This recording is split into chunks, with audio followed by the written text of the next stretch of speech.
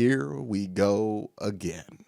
Another year, another coaching search for the Cleveland Browns. And this way is different in two ways than last year. One, I have no strong opinion for any candidate on this search in any real way. And two, the Browns are also hiring a GM after the coach, which honestly isn't the wrong way to go about it if you're going to have to be in that spot that they put themselves in. So today, what we're going to do is break down and talk about all these candidates in combinations.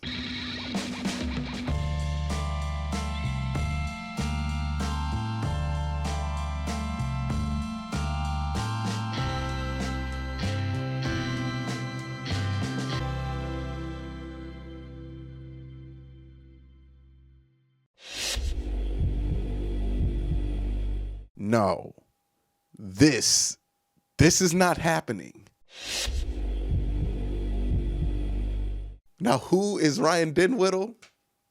Ask Tony Grossi. Joe Ortiz and Pete Carmichael. Now, this one is my long shot. I know this has zero chance of happening, and it's probably less likely than the Browns hiring Ryan Dinwiddie or Urban Meyer. So I'm not going to hold this against the Browns, but I will let my feelings be known on what I do believe to be a fantastic combination for the Cleveland Browns. If you haven't seen my video breaking down why Pete Carmichael Jr. would be a great fit for the Browns, I urge you to click here and check it out. In long story short, Pete's offense solves all the problems that the Browns have struggled to solve this season. Need more experience? Pete has been the New Orleans Saints coordinator for 11 years. Need better protection schemes for a shorter quarterback?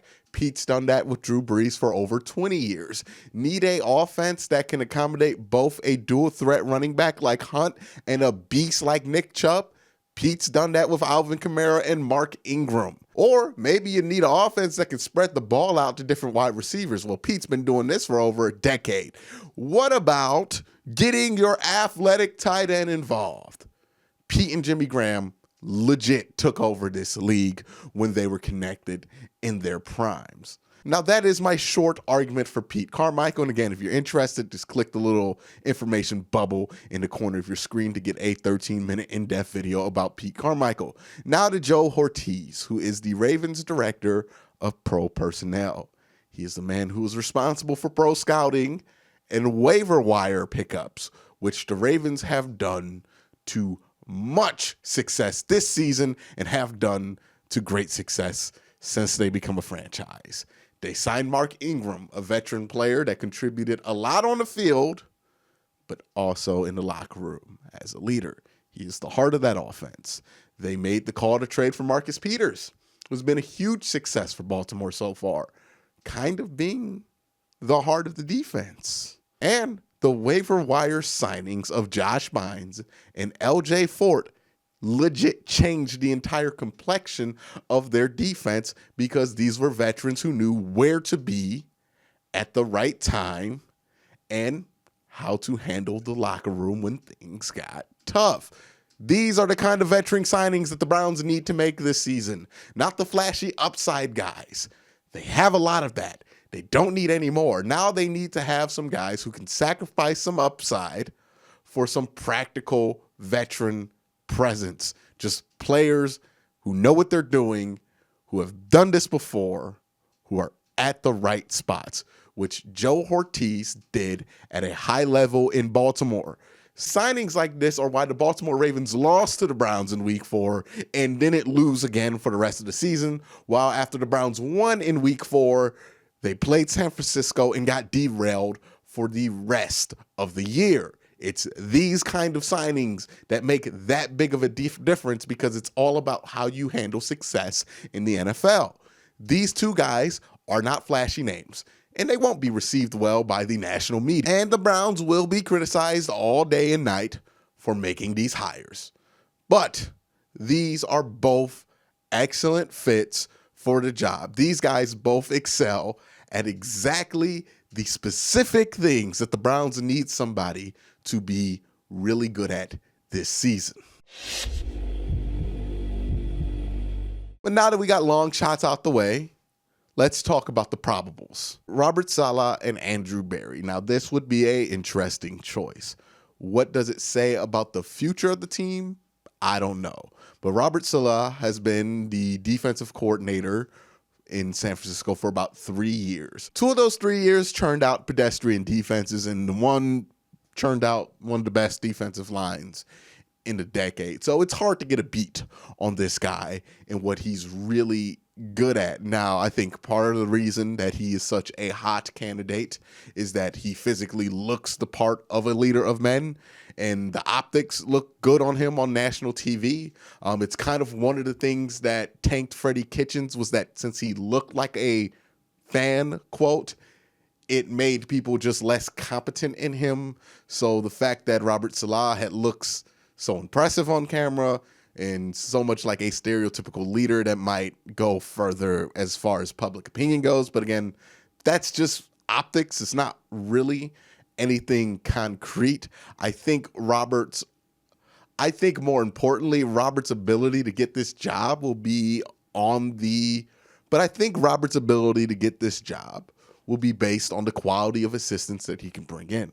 If he can get a strong staff around him, a veteran staff with preferably a former head coach defensive coordinator and a former head coach offensive coordinator, then this could work. But if not, then it's not a fit. The Browns can't waste time hiring somebody who needs to learn on the field after they just spent a year hiring somebody who needs to learn on the field and fired that guy because he needed to learn too much on the field. And for Robert, this isn't the type of job you take to be given the opportunity and the time and the patience in that regard. This is a win now situation that deserves a win now kind of a coach. And that's why a lot of people are gravitating towards former head coaches. Now, I don't think you necessarily need a former head coach, but I do think you need head coaching experience in the staff. And if Robert can't bring that in his staff, then he's probably not a great candidate. But I will admit, the thought of him getting his hands on Myles Garrett after what he did for the 49ers defensive line this season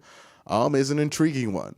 As with no help, Myles has been a top defensive player, and the massive difference on the defensive line, just look how they performed without him after he destroyed Mason Rudolph's head. Now with Andrew Berry, I don't want this to happen. I'm going to be honest. I don't want Andrew Berry to be in the Browns building again, but it seems like something that could happen.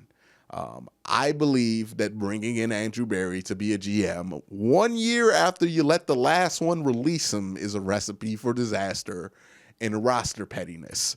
Dorsey spent the last year purging the roster of all the Sachi Brown, Andrew Berry guys. Andrew Berry will probably spend this next year doing the same. There will be weird benchings. There will be weird signings. There will be weird releases. There will be all of that weirdness back, just in a different direction, because this would still be an extension of the tug-of-war game that's been played in between the football guys and the analytic guys, and that stupid divide that's going on in the building. So no, I don't want Andrew Berry here. I don't think he's going to bring a lot of continuity to the roster, and I think he's going to shake things up in his own image, because he spent the last year watching the guy that fired him shake things out of whatever contribution that he had. Now, this probably would be good for David Njoku and Rashard Higgins, as those are guys who are drafted by Andrew Berry, but probably bad for guys like Greedy Williams and Denzel Ward and anybody else on the roster drafted by Dorsey, which includes Nick Chubb. So no, I don't think I'm interested in this combination at all. Josh McDaniels and Nick Caserio. I've never been a big Josh McDaniels guy. I don't really believe in Josh McDaniels. But in this field, Josh McDaniels does make the most sense out of all the guys who look like they're going to be seriously considered for this job. He has a ton of NFL experience. He even has some head coach experience, even though it's not great, but it is head coach experience, and that is one of the things the Browns are looking for.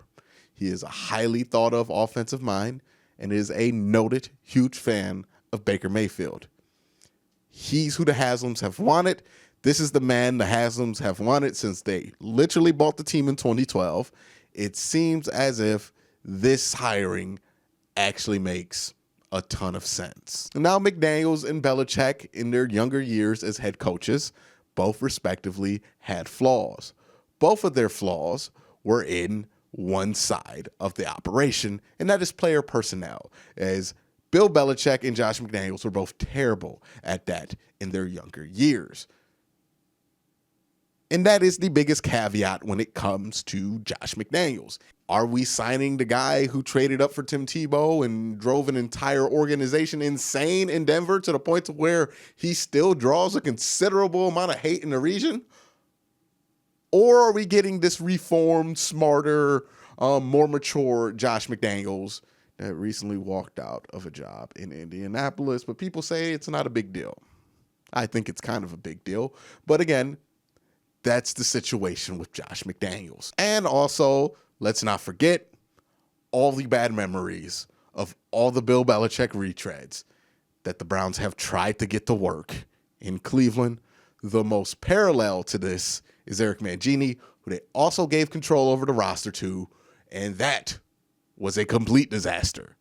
So if the Browns hope to go in this direction with Josh McDaniels, please, let's hope he does not attempt to scorch the roster or have unprecedented amount of control over it, or else this probably ain't going to work. But Josh McDaniels does make a ton of sense. Now, Nick Caserio, he's a director of pro personnel. Now, the reason I like pro personnel experience and the reason that's been explained as kind of the bare minimum experience that I want a front office guy to have is because the Browns don't need a good college scout to come in. We don't need another guy like Dorsey who's going to bring in a ton of talent to this team and a ton of upside. We don't need that anymore. We need dudes who have ceilings, roles, and are mature. That is what the Browns need. We got the talent in the right spots. Now we just need to fill the gaps with professional football players, veteran guys who aren't going to blow the league up, but they're going to play a role. They're going to play it well. They're going to play it smart. They're veterans, and they're veterans in the locker room. The reason why the veterans are important and the upside isn't is because while a guy with upside might theoretically bring more to the team, that guy is not going to know to play his role. Like Antonio Callaway is a prime example of a guy who had a ton of talent, ton of upside, but the role you were asking him to play was not something that was going to satisfy him, so he dogged it.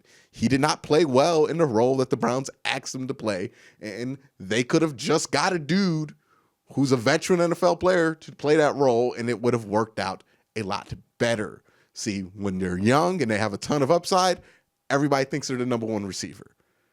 Browns need guys who know they ain't the number one receiver, who know they're number 3 or number 4, or that their job is not as much about on the field or as it is about the locker room. These are the kind of signings that the Browns need to make. College scouts aren't going to be great at making those signings. Pro personnel guys are supposed to specialize in that area. And that's why Joe Ortiz, I think so highly of, because he did that at a very high level this last season in Baltimore. And he also has college scouting experience, so he's good on both sides of that coin. So Nick Caserio, I do think, is a legitimate candidate. He's a legitimate candidate for other GM jobs that would be open. And he would be a decent pickup for the Browns in this way. And if they allowed him to have some actual control and to actually be a GM, then I think this combination could actually work if McDaniels and Baker Mayfield get along and make magic together. Then this will be great. If they don't, then, well, it's going to be Denver all over again. Kevin Stefanski and Andrew Berry. Now, replacing inexperience with less experience sounds like a terrible idea to me. He has done a great job in Minnesota.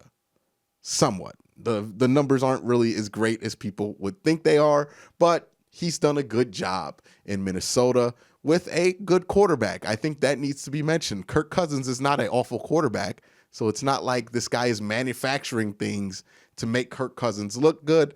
Kirk Cousins has looked good before Kevin Stefanski, and that's why he's paid $84 million. So to give all the credit to Kirk Cousins looking good to Kevin Stefanski doesn't make a ton of sense to me.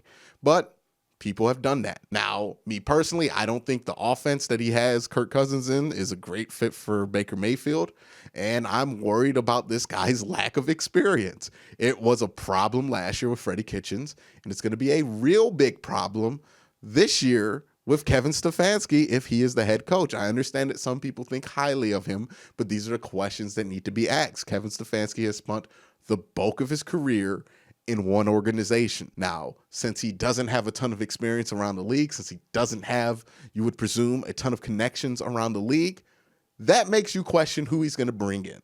And I am very worried that Kevin Stefanski is probably going to have to rely on the recommendations of the GM that he helps hire to bring in his offensive and defensive coordinators, which means not only is he going to be working with complete strangers, he's going to be working with complete strangers who are coming in off the recommendation of the guy who is his boss, but is also the dude that he sat in on an interview and had say over his hiring. Does this sound like a complete mess to you? Because it sounds like a complete mess to me. Kevin Stefanski's not at the point in his career where he can just call up 3 or 4 guys and assemble a staff. He's only been a coordinator for 1.5 years. He does not have that network. He does not have that ability to bring in a ton of coaches and start and create a very good staff. It's what separates candidates like Kevin Stefanski from guys like Josh McDaniels, because Josh McDaniels probably has an entire staff ready to go in his back pocket. Kevin Stefanski, he's just not there yet.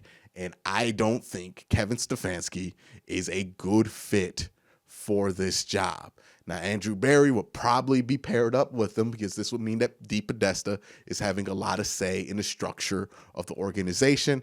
And he would, of course, bring in Andrew Berry, who would be the guy that DePodesta covets, because that is one of the mainstays in the Sachi era. So this would be the combination if the Browns hired Kevin Stefanski. I'm not a fan of it. I'm not saying that Kevin Stefanski can't be a great head coach down the line, but what I am saying is that this is not an opportunity that is good for Kevin Stefanski. He's not going to be able to bring in the staff that he is going to have to be able to bring in for this kind of a team, just like Freddie wasn't able to assemble a staff, and that ended up biting them in the butt as they ended up with virtually no head coaching experience on staff. I mean, Todd Monken and Steve Wilks had 1 year of head coaching experience between the 3 of them. So that's not a situation the Browns want to find themselves in again.